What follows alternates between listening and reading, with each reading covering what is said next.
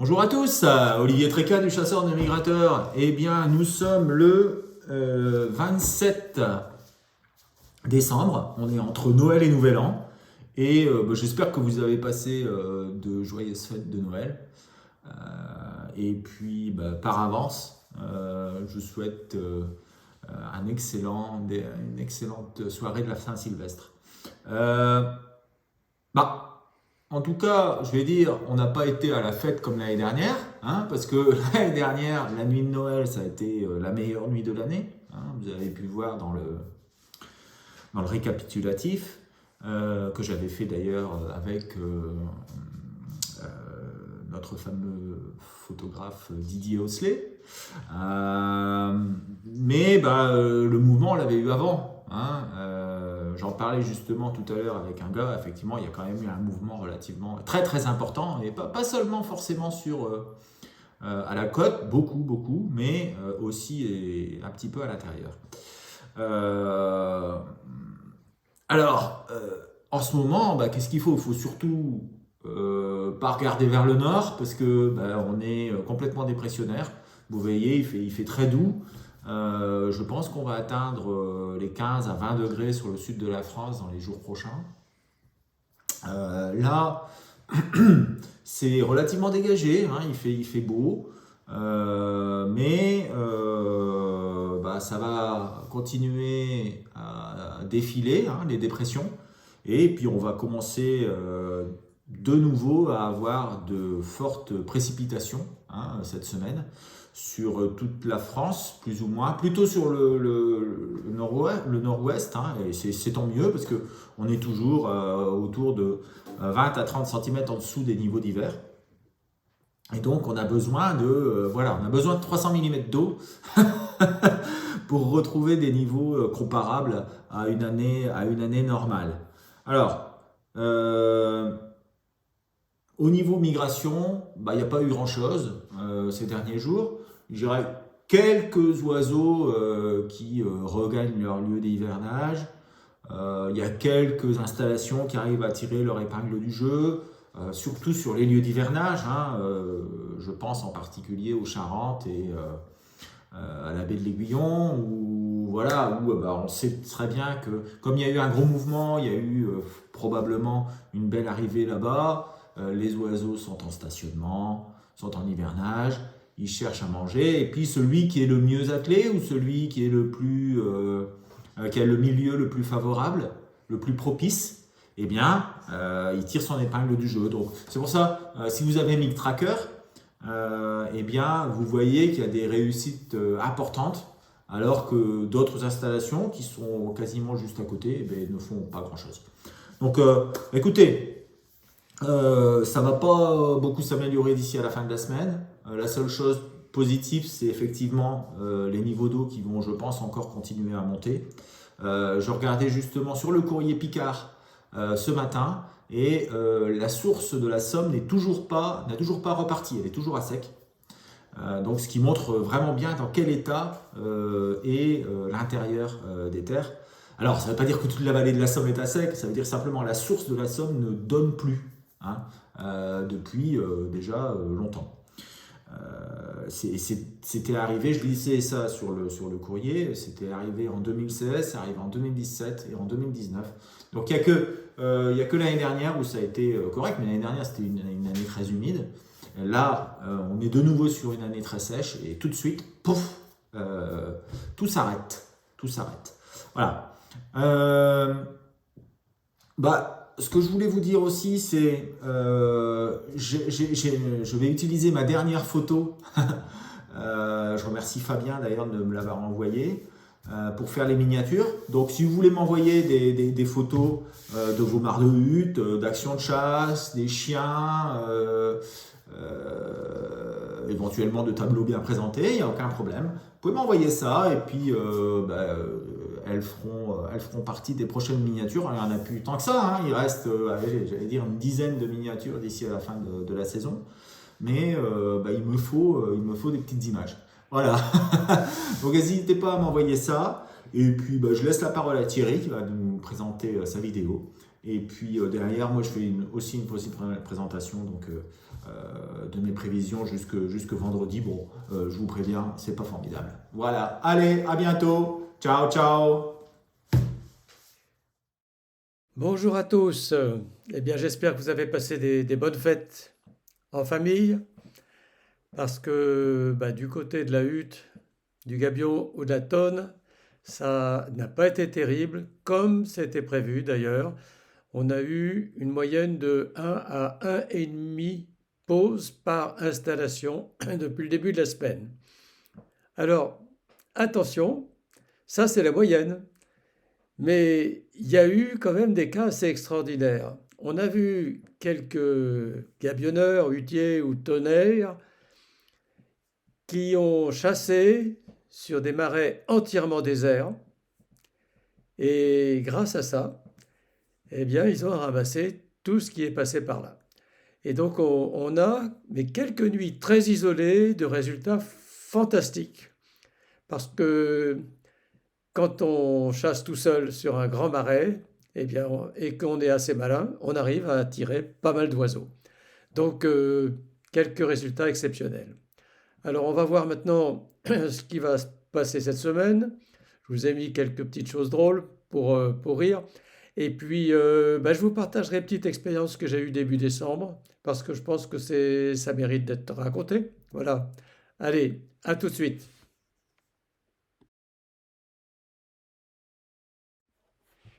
Alors, le petit conseil de la semaine, je crois que c'est important. Cette semaine, on va chasser presque sans migration. Donc, la seule solution, c'est d'essayer de convaincre les oiseaux qui sont là chez nous.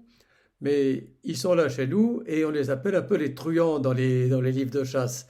Ils sont malins, ils connaissent bien déjà toutes les techniques. Et pour les faire poser sur votre mare, il n'y a pas de doute, pas de cris, minimum de cris sur la mare. Hein, donc, les sarcelles criardes, les bavettes et autres, etc., ça, vous pouvez les ranger au placard. Il faut un minimum d'aplomb. Et puis, moi, je dirais, peut-être voir pas d'aplomb du tout. On a vu des cas où des huttiers ont réussi magnifiquement sans aplomb, alors que tous les autres ne voyaient rien. Voilà. Eh bien, écoutez, essayez. Voilà. Alors, pour la semaine, eh bien, en exagérant, on peut dire que vous pouvez rester dormir chez vous. Au lieu de dormir à la guignette, il y a rien en vue pour un bon moment. Mais bon, ça c'est sur le papier, mais il y aura quand même des choses à voir, hein. En fait, la semaine sera juste moyenne, moyenne dans la moyenne de l'année. Pourquoi? Parce que traditionnellement, c'est une des meilleures semaines de l'année. Pour ceux qui le savent, le 31, c'est les tirs de feu d'artifice. Et après le tir de feu d'artifice, il y a toujours une volée à faire. Et donc, si vous habitez près d'une grande ville, euh, vous êtes au gabion, vous êtes à la hutte, vous êtes à la tonne, badaboum, boum, boum, et dans les minutes et je dirais dans l'heure qui suit, vous avez plusieurs pauses. C'est classique. Alors, les plus de la semaine, ce sera les repositionnements hivernaux qui sont possibles. Parce que il en est pas mal descendu quand même. Et donc ce qui est descendu peut juste remonter, c'est normal, c'est l'hiver, on se balade en Europe. Alors pour mardi, on a l'anticyclone aux Açores, l'anticyclone méditerranéen, un petit peu débordant sur l'Allemagne, mais les vents sont à l'ouest partout. On est en orange ou en rouge pratiquement. Seule la semaine est une semaine bonne traditionnellement, mais elle sera forcément entachée par ce temps défavorable.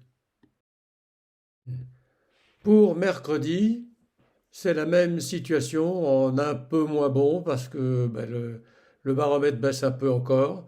Donc j'ai mis 1,5 de moyenne pour mercredi, compte tenu du calendrier uniquement. Pour le reste, c'est pas terrible. Pour jeudi, on prend les mêmes, on recommence. Il n'y a probablement pas grand-chose à dire de plus. une note moyenne malgré la bonne place dans le calendrier, donc à 1,6 pour la moyenne France. Pour vendredi, c'est kiff kiff et bourricot. Il n'y a rien de plus que la veille. On dirait même que le baromètre baisse encore un peu plus. Il y a des pluies gigantesques à venir, donc ça va pas être terrible du côté de la pluie aussi. Une note de 1,5 pour la nuit de vendredi à samedi. Pour la nuit de samedi à dimanche, c'est la même chose, du mauvais temps, surtout pour le nord. Le sud est quand même un peu préservé. Donc une note de 1,2, donc médiocre. C'est pas une semaine où on devrait voir grand-chose. Alors je vais vous parler d'une petite expérience juste pour égayer un petit peu cette présentation parce qu'il y en a besoin bien sûr. Je ne sais pas si vous vous souvenez, mais début décembre, j'avais eu du mal à vous envoyer ma vidéo parce que là où j'étais, j'avais pas une connexion Internet merveilleuse. Alors, je vous partage l'expérience de début décembre. Figurez-vous que mon fils m'a offert le cadeau de ma vie. Le cadeau, c'est une invitation pour aller chasser les oies à bec court en Écosse, dans la région d'Aberdeen. Et je voulais vous dire que j'ai passé une semaine extraordinaire. En fait, je voyais tous les jours plus d'oies que je n'en vois pratiquement toute ma vie. C'était juste unique. Alors c'est une chasse qui est écologique parce que en fait c'est pour protéger les récoltes des cultivateurs. Les oies à bec court, c'est des troupes de milliers d'oies qui s'installent sur des champs et qui bouffent tout. Et donc les cultivateurs sont très très heureux qu'on vienne un petit peu les chasser parce que ça éloigne le risque de voir leur récolte complètement anéantie. Alors on voit beaucoup d'oies. On en tire, bien sûr. Le soir, on fait des passes au canard et on en voit beaucoup aussi. Alors juste, c'est une chasse qui est vraiment très dure. Et bon, avec mon âge, c'est quand même, c'était limite, hein. On se levait le matin à 4h30 tous les jours, partait, donc on marchait dans les champs, on construisait notre abri et donc on se planquait, courbé en quatre dans le froid, dans nos abris de camouflage. C'était vraiment très difficile. Mais par contre, les émotions, c'est garanti. Toutes les images vidéo que vous voyez sur Internet, ben, c'est du vrai. Vous voyez les oies avec les pattes complètement aérotrain sorties qui arrivent vers vous. Donc c'est assez génial. Bon, c'est bien organisé, on est bien logé, bien nourri. Donc les guides sont sensationnels. Ils appellent avec leurs appos pour vous et ça marche très bien. Voilà, je voulais juste vous dire ça parce que ça m'a beaucoup ému de le faire. Donc si vous avez besoin de renseignements, bien sûr, je suis là en message privé, vous pouvez me les demander. Voilà, allez, bonne journée et puis bonne semaine. Patience, il se pourrait que ça bouge plutôt plus vite que moins vite, mais vous savez que la météo cette année, c'est pas du sûr. Alors je vous dis pas, mais il y a des possibilités peut-être qui s'amènent. Allez, au revoir. Bon, la situation est pas extraordinaire. Euh, Qu'est-ce qu'on a? On a des hautes pressions qui sont plutôt sur l'Espagne, sur la Méditerranée, hein, en fin de compte, sur le Maghreb. Et au nord, bah, tout est dépressionnaire. On a une dépression sur l'Écosse, une dépression 2, 3 sur l'Atlantique, une dépression au nord sur le Spitzberg, une dépression sur le Scandinavie, une dépression qui est rentrée à l'intérieur de l'Europe continentale entre l'Ukraine et la Russie. Enfin, tout ça, ça nous donne des flux quand même atlantiques, océaniques, qui partent de la France, on va dire, hein, voire de la pointe nord-ouest de l'Espagne et qui vont jusque la Biélorussie, voire plus loin. Donc on est sur du temps qui est pas propice aux déplacements hivernaux vers le sud, mais plutôt aux déplacements hivernaux vers le nord. Donc pour du repositionnement euh, à- vers des zones d'hivernage plus septentrionales. Ça peut partir d'Espagne, ça peut partir un petit peu du Portugal, et puis rentrer en particulier sur le sud-ouest de la France. On a quand même un temps qui est anticyclonique sur le sud de la France, donc avec du ciel qui se dégage, etc. Donc ça va pas durer, mais c'est toujours intéressant. Et ça peut faire partir quelques oiseaux des réserves du sud vers le nord-est. Voilà. Mercredi à jeudi, bah, les pressions se repositionnent un petit peu vers le sud encore plus, sachant qu'il y a une énorme tempête qui va arriver sur les îles britanniques. Donc on peut avoir un petit peu d'oiseaux qui descendent d'Islande, mais il est tard. Un petit peu d'oiseaux qui remontent d'Espagne, mais il est tôt. Euh, voilà, pour le reste, bah, ce sera du vent et de la pluie, hein, ce dont les marais intérieurs ont toujours besoin, parce qu'on est, d'après les échos, toujours entre 20 et 50 centimètres en dessous du niveau d'hiver. Jeudi à vendredi, bah, on a de la pluie sur le Portugal, donc le temps va être couvert. Grosse dépression hein, qui recouvre tout le triangle Islande, Irlande, Norvège. Donc vous voyez, ça fait de la place. Et puis bah, les pressions sont très à l'est, euh, flux d'ouest. Pour moi, c'est la même situation que la veille, mais un petit peu en moins bien parce que les pressions elles sont encore plus au sud. Donc pour moi, peu de migration euh, dans cette journée de jeudi à vendredi. Vendredi à samedi, eh bien, c'est à peu près la même chose. Les pressions remontent un peu, donc finalement, c'est peut-être un petit peu meilleur, mais probablement uniquement pour le sud de la France. Et puis, il va pleuvoir, hein. Pluie et vent sur le nord-ouest, donc toujours peu de migration. Bien entendu, il y a toujours moyen de sauver la bredouille avec des oiseaux qui sont en recherche de nourriture, ou alors en recherche de partenaires, ou alors en recherche d'endroits pour être au calme. Voilà, je vous fais pas un dessin. Ce sont surtout euh, les, les installations qui sont positionnées à côté des réserves, hein, qui vont peut-être tirer leur épingle du jeu. Si s'ils sont bien attelés et si les gens sont sérieux. Cela dit, on peut pas parler de sérieux quand on parle de chasse. C'est pas un métier. Donc ouais, euh, semaine très difficile entre les fêtes, avec peu de migration. Euh, les, les, les installations qui sont proches des réserves sont favorisées. Pour le reste, eh bien, on va profiter d'une bonne nuit à la hutte tranquille. Voilà, bah écoutez, à bientôt et puis à vendredi pour la mise à jour pour le week-end du Nouvel An. Allez, ciao ciao.